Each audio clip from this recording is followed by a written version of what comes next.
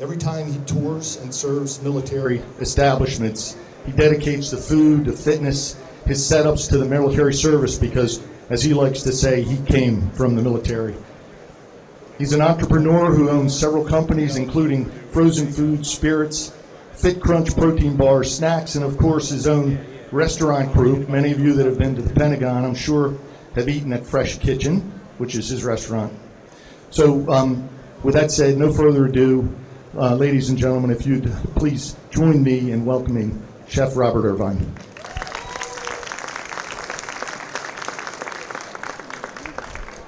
That was it? That was it. I don't leave podiums. I hate podiums. How's everybody doing? So what do you want to know about what Robert Irvine does? What does Robert Irvine do? Let me ask you that question. Mr. Davis, Larry, what do I do for a living? I've seen your TV.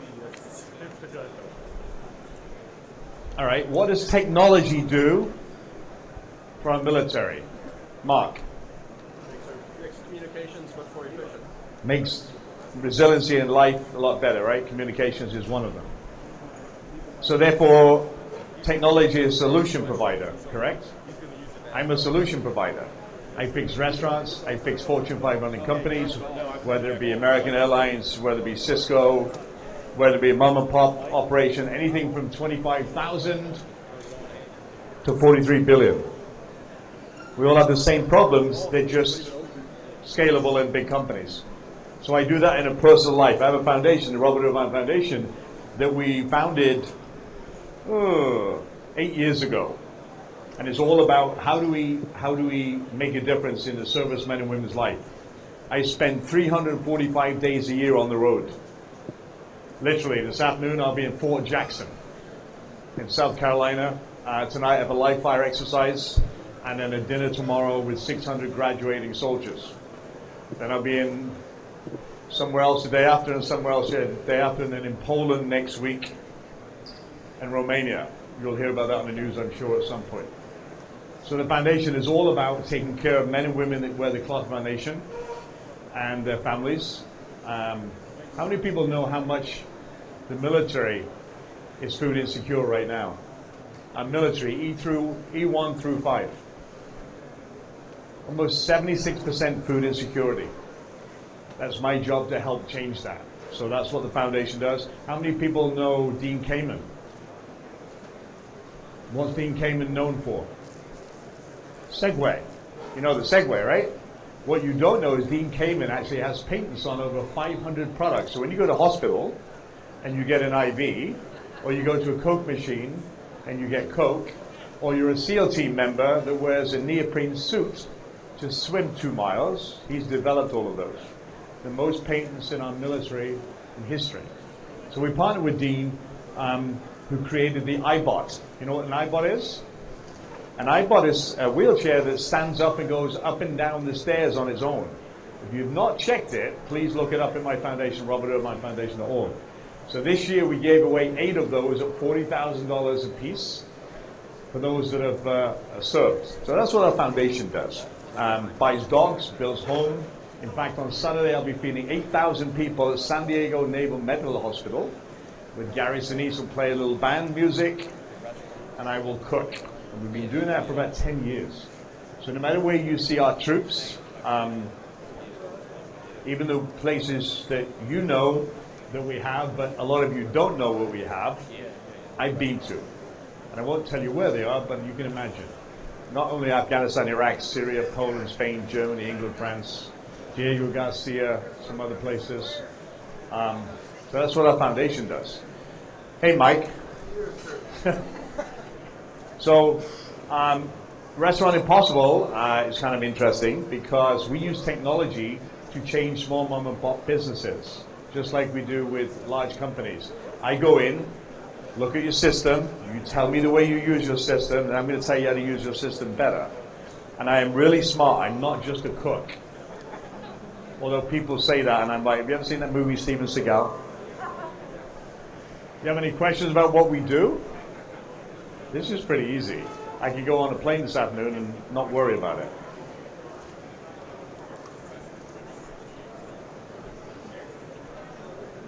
No, no. On the show or in real life?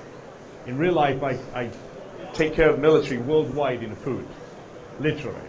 So I have to source the product. Where are we now? Ukraine, Romania, Poland, right? But we're not really in Ukraine, if you know what I mean.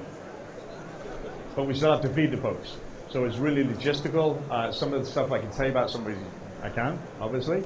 But imagine putting people into a location, and we have to back it up with whether it be trucks, cars, ammunition, etc., etc. We use them same routes.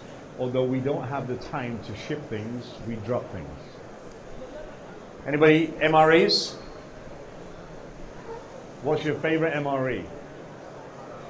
Spaghetti. Spaghetti. Anybody tried the new one with pizza in it? No. Oh, you tried it? The retort pizza? Pretty interesting. But think about that. One cracker in an MRE is 3,000 calories. One cracker. Why do we do that? We can never do that on a base, right? Does anybody know what the new fitness thing is now? So what do? I'm working with the military across the board, Army, Navy, Air Force, Marine Corps, and Coast Guard, to figure out what is the best way to feed our military for resiliency. Why? I don't care how much technology you have. I don't care how many planes you have. I don't care how much ammunition or tanks you have, although we don't have that many tanks anymore.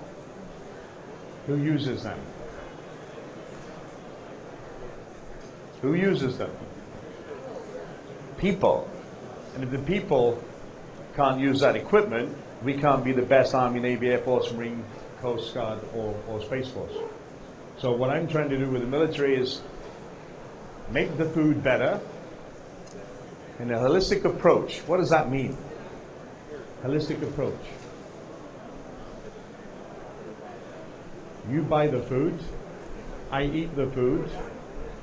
Where? Where do I eat the food? You buy the food. Where do you buy the food for? Home. So if I eat good in the military and you come home and feed me not so good because you can't afford it, what happens to my training? So do you know we have how much we spend in the military in obesity-driven disease every year in 1.4 active military folks? Almost 10 billion. So there's a new program that we're just starting where we're looking at a holistic approach, which is purchasing the food, bases, homes, spiritual, fitness, nutritional, and throw in a little sleep now and again. Because without sleep, we don't do very well, do we? We know that for a fact. How many calories does it take to feed you a day? Stand up. Too many. I didn't say that, but how many calories would you need to just to maintain your body? 1,600. Nope. Nope. Anybody else? 2,000 calories on average just to maintain your being. I eat almost 10,000 calories a day, every 2.5 hours. I work out, I jump out of planes, I play with Marines at 20 years old. I play with Special Forces guys. You wouldn't think I eat 10,000 calories, right? What happens to metabolism when you eat?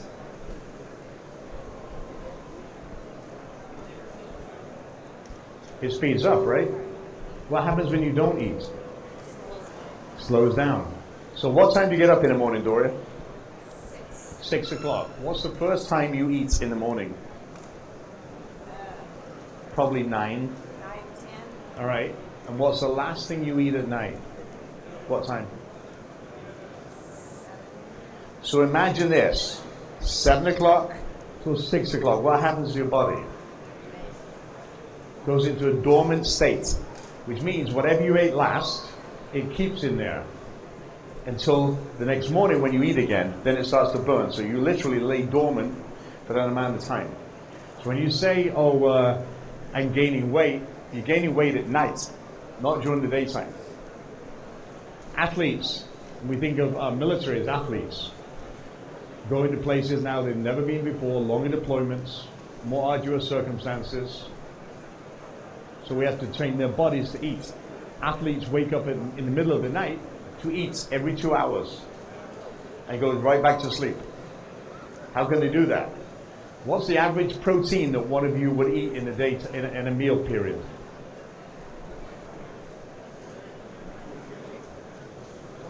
20 grams?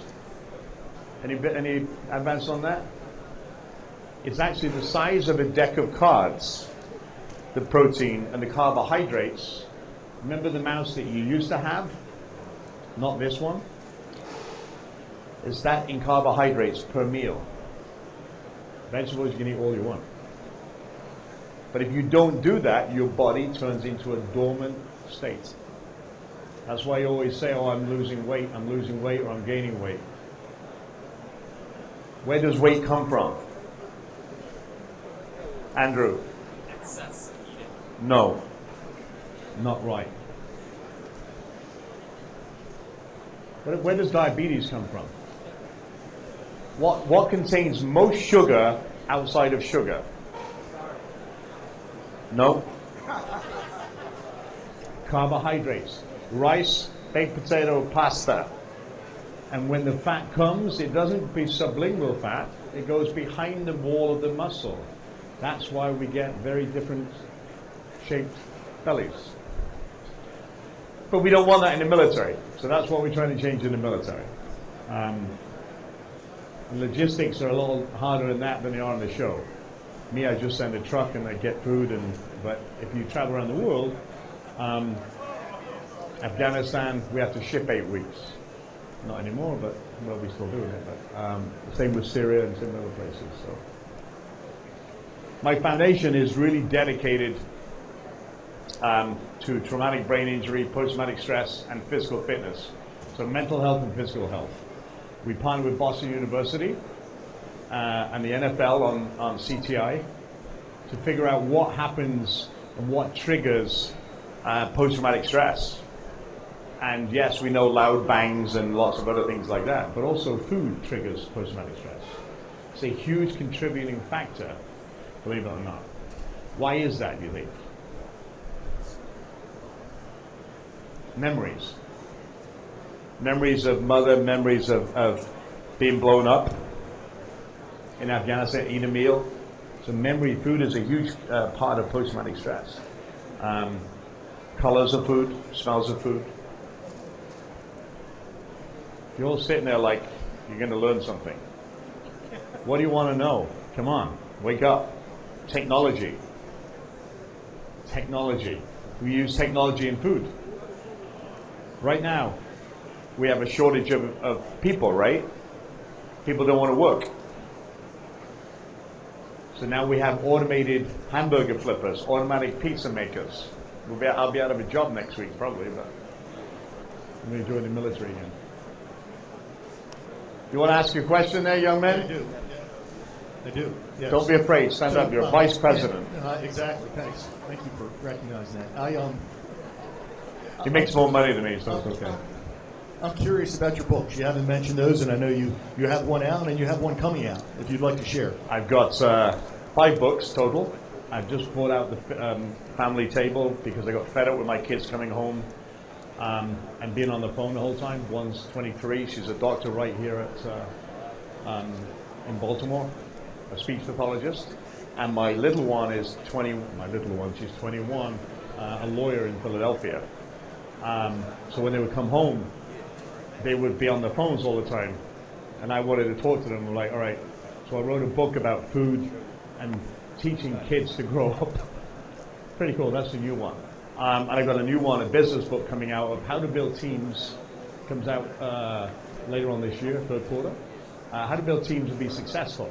And it's not a how to cut your hair, how to pump gas, how to do. It's really about life lessons on how to take something from nothing. We have 11 companies. One of my companies is about 450 million. The others go down from there. And as a cook with no common sense, that was a Navy cook and a Marine, we've done pretty well. And that's what the book's all about. So books, we have a protein line, Fit Crunch, which is in 95,000 retail locations across the globe in the United States. We do food across the board for the military and in retail. We have a fitness line, we have a cleaning line, we have a largest distillery in Pennsylvania. And here's what all those things accumulate in. The foundation. The money goes to the foundation. To buy dogs, to build homes, to buy iBots. Because my life is dedicated to our military. 150 days a year on the road just with the military. I know I don't get paid for it. I do it because I love this country. I love the people who wear that uniform. Not only that one, but other ones. Questions? Restaurant Impossible is successful. 96% successful in the last 3 years of restaurants. 300 restaurants. You said 200. It's 326. Okay, thank you. So you're outdated information. Thank you for correcting that. Technology. I found that on the internet, Yeah. Jeff. So. Don't believe anything you read on the internet. This is Chef.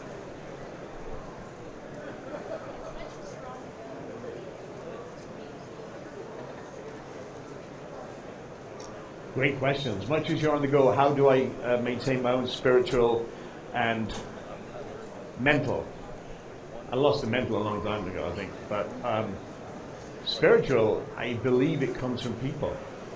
So I get excited when I can change your life or put you in a different direction than you were going to be better than what you were.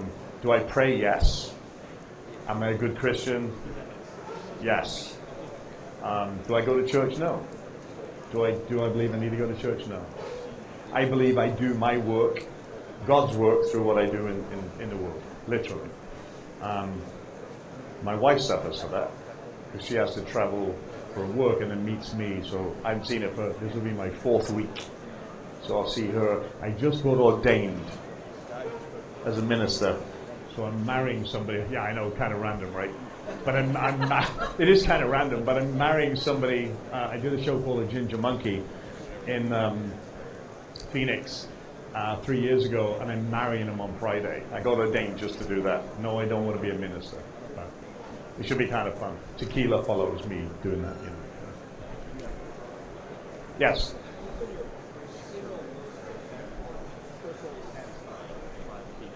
That's a great question. What is the most impactful thing? I don't think it's singular. The biggest thing I have is anything so I will feed the graduating class at Fort Jackson tomorrow, 600 soldiers, after a live fire exercise tonight.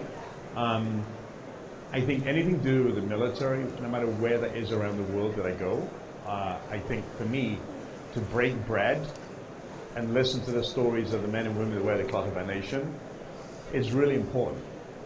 Because I feel as a country, we've forgotten what our military is. It was great, you know, we had a couple of wars and and 9/11 happened and the country came together. But now I feel that we forget the 1.4 million, the 1.2 reserve and guards that are around the globe standing to watch so we can do this. And in Afghanistan, early on, I think I've been to Afghanistan 16 or 17 times, literally. I landed in a place called Frontenac. I don't know if anybody knows it. Probably some of you do. And a Chinook helicopter. And General Abrams was a 2-star general then, before he went to Korea and became a 4-star. And he said to me, whatever you do, don't let the American people forget about what we're doing. And I've never forgotten that. And I think that's my biggest mission, is my commitment to our military is not only feeding, exercise, but to make sure they can get a better life. So I think that's my biggest accomplishment, and it's my biggest mission. So no matter when I spend so much time doing television, I have 6 shows on the go right now, and my biggest focus is not television or my business, it's the military. It really is. I'm sorry? My coin collection is 7,300. Why do I know that? Because I just had them put into a table. 5 Commander-in-Chief coins. Yeah, I just had it put into a big table for my house. That's the only reason I know that. Otherwise, I just had a bin full of them. coin collections. What else? I'm sorry? Restaurant Impossible is more fun. Dinner Impossible is really painful. Because it is, as you say it, it's like, just like you do in the military. Here's the mission, here's the time, you've got no food, no equipment, and just figure it out. And it's not the figuring out part. We started a show, Dinner Impossible, 14 years ago. Then I had a 3-year hiatus, and I'm old now. So, running about, lifting things and elevations and all that, it's really difficult because it's real. And the producers make it even harder because if you think you're getting ahead, they throw in something else. Restaurant Impossible is really changing lives. With 326 restaurants, it's in 170 countries with 1 billion viewers a week. So you can be in Israel, you can be in South Africa, you can be in Germany, and it means something different to you there than it does. So some people watch it for excitement, decor, life lessons. There's something different for everyone. Dinner Impossible is just like get in it and get it done. And I have no patience, in case you haven't figured out. I'm not a very patient person. Even when I go see General Milley, I'm like, what are you doing? What are you doing? Why? So yeah, I think restaurants are the most fulfilling because you actually do change lives. And we got a new one, Irvian versus Tapper, John Tapper versus me. Everybody seen it? I'm way cooler. He walks in his suit, says a few things and walks out. I'm like, John, you're supposed to work. That's pretty cool. A new one called Cheat Day. Then we're about to give away a $5 million franchise. I'm looking for the next franchisee right now. That's pretty cool. Chef, Shut up. I just received a text. Yes, they asked me to ask you, of your 300 plus episodes, is there one in your mind that remains the most memorable, and if you'd share? Oh, there's a few. They're also unique. I think one I did almost 7 years ago with a little kid. He was 12 years old, LJ, 312 pounds, one of only 12 kids with a rare genetic disease, autistic. I did the restaurant, and just before I was finishing the restaurant, there was a side station that I'd ripped off the door because I didn't like the door. And they put a curtain there, but when you open the curtain, there was a wall. And I'm like, oh, Tom, just before we give this restaurant back, find me a picture that has these colors of the restaurant. Well, he did. He put it up. They walked in, the family. The mom started crying. And I'm like, what are you crying for? This is supposed to be a happy moment. And she was about to have the house repossessed that they lived in.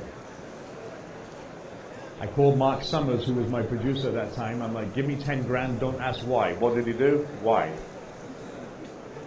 Give me 10 grand. So he gave me 10 grand. I got 10 grand from my own money, and we paid the mortgage for 6 months so they could get back on their feet.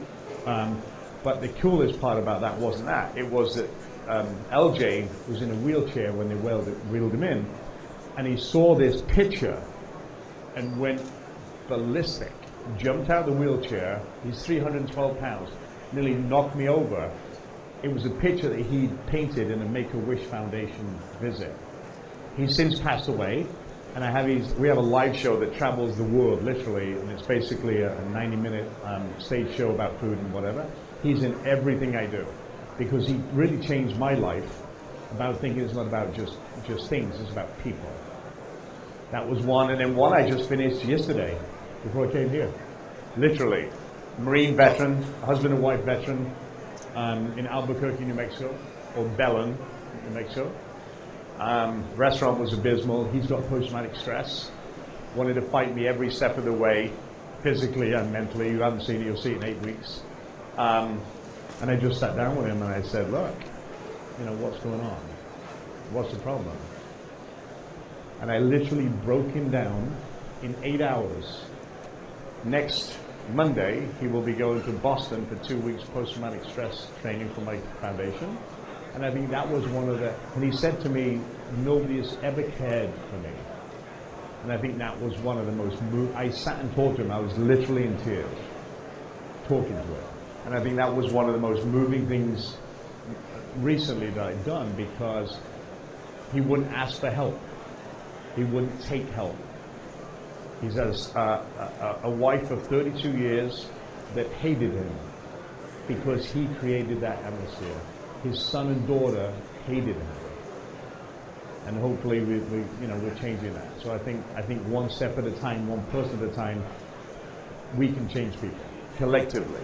You know, it's really interesting to me how we think about what is giving. Giving doesn't have to cost money. You can open a car door, you can have somebody across the road, you can hug them if they say it's okay, you can just listen because you save lives. How many people shop at supermarkets?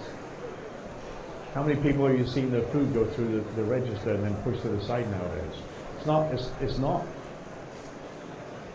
people living on the street, it's the working poor who can't afford to feed their kids. And I always say this: if you can afford to feed the kids, then pay for that food, and without fanfare. And if we all did that, and I'm sure you'll do great things for other people, but how about doing something for people you don't know?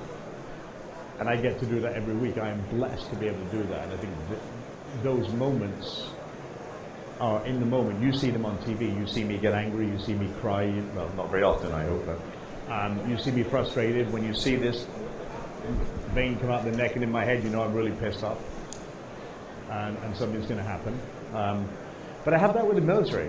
When I go into bases and I have senior leadership, there'll be a one-star general, Abu Dhabi, an Air Force general. He said, "What is the cook doing on my base?" And I'm like, "I'm going to change your morale." 3 years ago. Never forget it. He said, "Well, you're not going to change the morale, because it's great already." I'm like, "I don't think so." So he went off, true story, he went off to look at some missile place, wherever it was, Jordan I think it was. He came back 2 days later. Well, I did a barbecue for 5,000 on the flight line in Abu Dhabi. And then that night, which is the biggest mistake I ever made, by the way, I did a sit-down dinner for 7,500 people in the dining facility. And he said to me, "Oh, nobody's going to come." I said, "Okay." So we took all the food that was originally there, squashed all the water out of it, and reformed and made food. There was 7,500 people wrapped around the dining facility. And the one Air Force Master Sergeant said, "Well, you can't take off the hot dogs and hamburgers because these people love the hot dogs and hamburgers."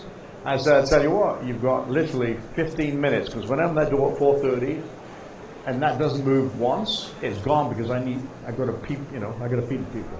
Well, we were still there at 11 o'clock at night. People just would not leave. I kept the food going, we wouldn't leave. He got off that plane the next morning. We'd had a workout in the morning, so imagine, the lunch, the dinner, and a workout in the morning. He came off the plane, and everybody was raving about the last 2 days. Still didn't say thank you. Hence, fast forward 2 years, I went to PACCOM. Admiral Harris was the 4-star admiral in charge. And who was his XO? This 1-star general that became a 2-star general. And he walked up and he went, "Hey chef, do you remember me?" And "Yeah, I do remember you. You're the one that said, 'What's the cook doing on my base?'" And Admiral Harris went nuts. That was one of my finest stories, because 7,500 people still talk about that dinner. All Air Force guys, just sorry. You're an army of one. There was 7,500 Air Force guys. So I think it's fun. I get the best of both worlds. I get to fly the Blue Angels, I get to fly the Thunderbirds, I get to jump out with the Golden Knights, I get to fire the new tanks in Lima. So I get to do a lot of things that a lot of people don't do. But I also recruit. So the Army recruiting, Air Force recruiting, do a lot of stuff with that. So that's my life. It's pretty boring, really.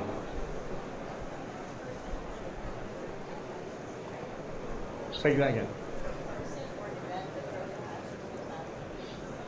I think listen, I worked with Gary Sinise for 7 years before I started our foundation, and building homes for the 5 quadruple amputees of the war on terror. And I think just when you see kids of of service members that don't choose this life, and yet one of the, I won't tell you his name, but one of the quad amputees was eating cheese puffs. That's his life from now on, right? And his 8-year-old daughter was feeding him. You know, and I think all those things impact you. It's like restaurants. Kids don't decide to get into restaurants, the parents. Well, kids are born into the military. 70% of our military are from military families. So I think that in general, just, you know, you see a lot of misery. And our job is, I remember going to it wasn't Walter Reed then, it was, before it was Walter Reed, the new name now, there used to be a Dunkin' Donuts downstairs. I never forget, I was going to meet a war tour, and the commanding general and the sergeant major, the hospital were there to meet me, but I got there early, so I went down to grab a cup of coffee in this old Dunkin' Donuts. There's a guy in a wheelchair in front of me, and he's like, "Hey, chef," I was doing Dinner Impossible at that time. "Hey, chef, it's great, can I take a picture?" I'm like, "Yeah, can I buy you a cup of coffee? Tell me about what happened, you know, he's got no legs." He's like, "Yeah, I stood on IED and da-da-da, da-da." I was just blown away. Didn't feel sorry for himself. I didn't know what to say.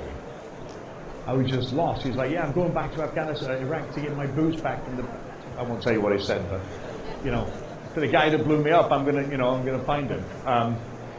And those are lifelong moments. And on June the 3rd this year, I'll be going back. Every year I do what we call the Cadaran Yonk. It's a march of 56 miles across Scotland. So we take 100 veterans, American veterans, and we meet 900 of our coalition veterans, and we march 56 miles. And the guys with no legs, post-traumatic stress, from every nation is a coalition nation to us. And it's the same story no matter which country you go to, listening. And we may walk, so I have a guy with one leg, his name's Dave Reed. I have a guy with has no legs. And we stop every mile so he can take his legs off, dry it. We have a boogie box. And we do it literally. We do 26 miles in 8 hours, guys with no legs. And it's the most uplifting experience. And no matter what my schedule is, every year I'm like, I don't care, block me out 3 days. Fly in Thursday, drink with him on Friday, march Saturday, home Sunday. And it's the most amazing thing. Just to listen to other people who have gone through the same thing as our servicemen and women. Pretty cool. Anything else?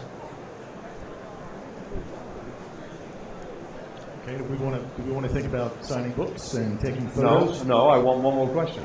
Okay, one more question. I don't work for you, General, Sir General. What can we do for me? Keep supporting what you do with technology, and what you do keeps our force safe. You know, whether it be a drone, whether it be a computer, whatever it is. And we use that technology, so keep doing what you do. And those that have served, they say thank you for your service, continued service. But keep doing what you're doing. You know, support our foundation. Check it out, robertirvinefoundation.org. We do great work. We do great work. All our money goes out. We don't take it. I pay for the other stuff. So when you see these kids, and we have an impact statement on our impact video from last year, the people we change their lives. And I got to tell you, every time I look at it, I cry, because we really changed it. A guy that couldn't even pick his daughter up, a guy that couldn't go up and down the stairs, a firefighter that has a dog, a special operation that's blind that has a dog. All these kind of things. I feel good when I go to bed at night. I get up in the morning and stand up here.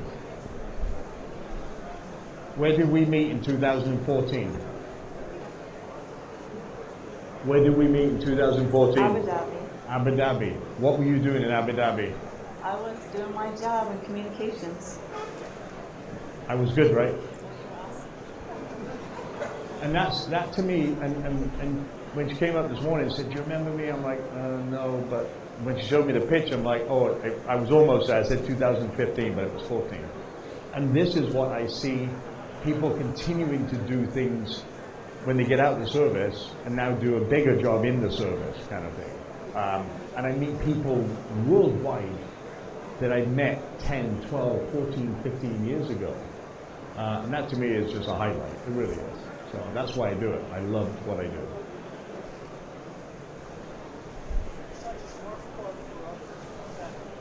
I'm sorry? My wife. I have the best wife. No, seriously. She has. I travel 345 days a year. She is a wrestler, if you don't know, or she used to be a wrestler. Now she does television. I took her to Afghanistan 2 years ago. Actually, yeah, 3 years ago. In the middle of Mosul, when we were taking Mosul back. True story. I'm doing a talk show in California. Joe Dunford called me. He said, I've got this really crazy idea. And I said, well, I'm in. And he said, well, you don't even know what the crazy idea is. I said, well, if you're calling me, it's important. I got on a plane from LA after finishing my talk show. I flew to DC. And before I did that, I said, oh, hey, babe, my wife. By the way, I call everybody babe, male and female, so it's safe. I said, oh, I'm going to Afghanistan for Christmas with Joe Dunford. I'll call you back. I called her back and she said, well, if you're going, I want to go. I said, no. I can pick up a rifle, I can shoot. No, you're not going, it's a war zone. And we were literally taking the buildings one by one, apartment by apartment. And she said, well, I'm going to call Joe Dunford. I said, go ahead, he's going to tell you no. So I tried to get hold of him and I couldn't. She called him, he said yes. I looked like, you know what. We went into Mosul. And after that trip, it was so funny because there was 1,000 101st Airborne guys living in conduit pipes, concrete pipes with tops. MREs. I did a meal for 1,000 of them that we'd sous vide and brought over on the back of a plane. And my wife, Jeffrey Ross, the comedian? So Jeff was with us, and my wife literally mud wrestled him in 8 inches of mud to entertain these guys. And not mud wrestling like you think, just mud, right? And all of a sudden, we got back on the plane to come back to DC, and the penny finally dropped. She's Canadian, doesn't really understand the troops.